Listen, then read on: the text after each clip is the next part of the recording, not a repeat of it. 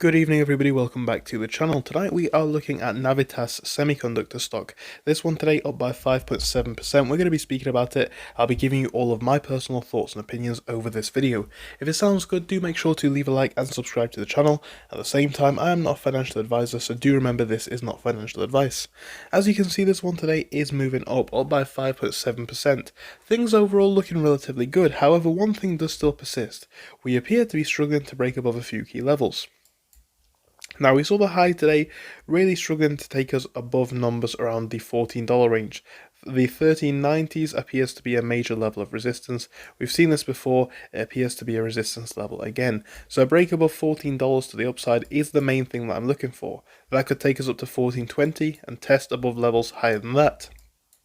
If we do move to the downside, initial supports I'm looking to hold around $13.50, then we could see a drop potentially down to the $13.40 range, and if that doesn't hold, I'm looking down to numbers such as $13.10, possibly $13, maybe even into the $12 range below that. RSI currently is neutral, so if anything, things are poised very interestingly. It's going to be interesting to see whether we are able to break to the upside though in the next couple of days.